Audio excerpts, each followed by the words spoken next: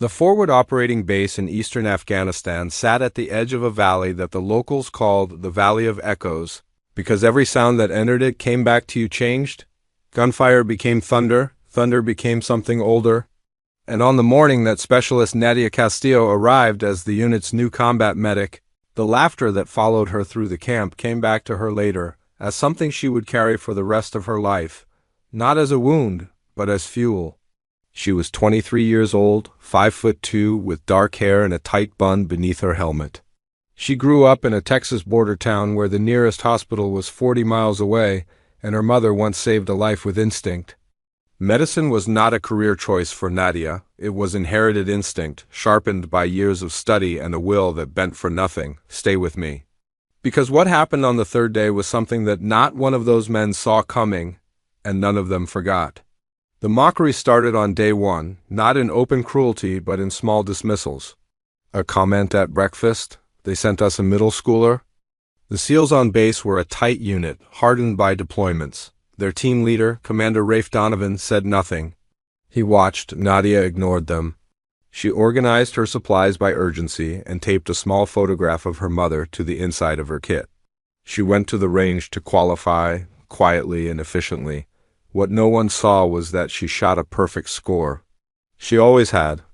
On the third day, Commander Donovan called a marksmanship drill. When Nadia took her turn, the quiet comments came again. She breathed through them, acknowledged it, then let it pass through you like wind through an open window. She qualified and stepped back. Then Cruz decided to test the Barrett M82, the 50 caliber rifle that sat at the end of the range like a throne. Cruz adjusted the bipod and fired. The shot was wide. He fired again, closer but not center. He looked at Nadia. Think you can do better? The range went quiet with anticipation. Nadia looked at the Barrett, then at Commander Donovan, who gestured toward the firing position. She approached the Barrett without performance. She adjusted the bipod, studied the wind, and settled her body into the weapon. The range was so quiet she could hear breathing behind her. Then she exhaled and fired.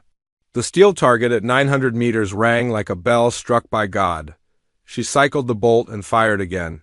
And again, she stood and picked up her medical kit. No one laughed.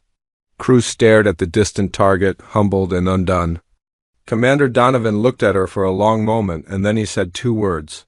Good shot. That evening, Nadia wrote to her mother, The only person whose approval you need is the one you see in the mirror. I am starting to like what I see. Above her, the stars over the valley were extraordinary. If being underestimated is a setup for your comeback, share this story. Tell me about your journey in the comments. See you next time.